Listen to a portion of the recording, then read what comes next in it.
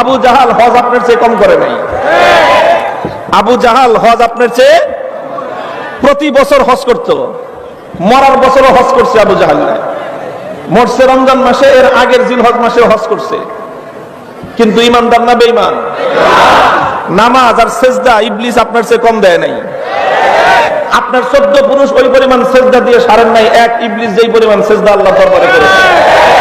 ইমানদার না বেঈমান? মানুষ বেঈমান হয় আমলের কারণে নয়, মানুষ বেঈমান হয় বিশ্বাসের কারণে। আপনি মনে করছেন আপনি হজে অনেক বড় হাজি হয়ে গেছেন। আবু জাহাল হাজি ছিল, হাজি আবু জাহাল, হাজি আবু তলেব, হাজি আবু লাহাব, তারা হজ করত। কাবা ঘর তারা নির্মাণ করেছে। আজকে যেই অবস্থায় কাবা ঘর আছে, এই অবস্থায় কাবা ঘর নির্মাণ মক্কার কাফের কুরাইশদের করা। হাতেমের যে জায়গায় মাজা পর্যন্ত প্রাচীর দিয়ে সামনে গোল করে ঘিরা আছে, ভিতরে মানুষ ঢুকতে পারে কাবা ঘরের সম্মুখ পানে, ওই জায়গা কাবা ঘরের অন্তর্ভুক্ত করে ইব্রাহিম আলাইহিস সালাতু ওয়াস সালাম তৈরি করেছিলেন। কিন্তু যখন আবু জাহাল, আবু তলেব, আবু লাহাব, মক্কার কাফের কুরাইশরা কাবা ঘর বানাতে গেছে, তখন হারাম টাকা দিয়ে কাবা ঘর বানাবে না, কার কত হালাল ইনকাম আছে জমা করো। হালাল ইনকাম দিয়ে কাবা ঘর বানাতে গিয়ে অতটুকুই বানাতে পেরেছে, সামনের ওই গোলাকার অংশটুকু পূরণ করতে পারেনি, তখন খালি ছেড়ে দিয়েছে। আল্লাহ রাসূলও এটা খালি ছেড়ে দিয়েছিলেন, পূরণ করেননি। তাহলে আবু জাহাল, আবু তলেব, আবু লাহাব কি আল্লাহর উপর বিশ্বাস করতেন না?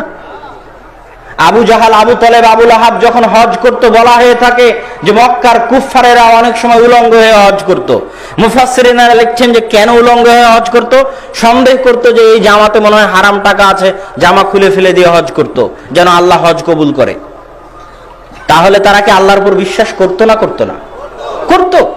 আবু জাহাল যখন গেল বদরের যুদ্ধে, তখন আবু জাহাল কাবা ঘরে গিয়ে দোয়া করছে, আল্লাহুম্মা আনসুর আহদাল ফিয়াতাইন, হে আল্লাহ।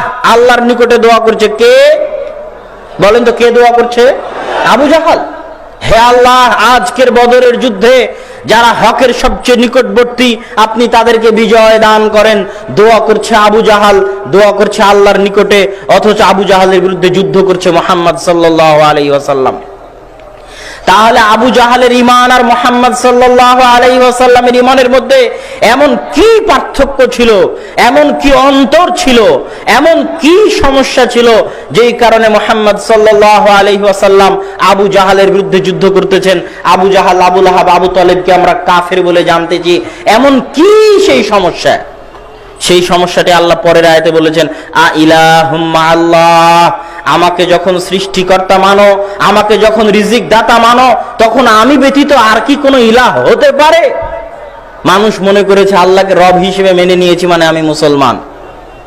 আপনার ব্রাহ্মণবাড়িয়ার শত হাজারো লাখো মানুষ মনে করেছে আমি আল্লাহকে জীবন দানকারী, মৃত্যু দানকারী মেনে নিয়েছি মানে আমি মুসলমান হয়ে গেছি।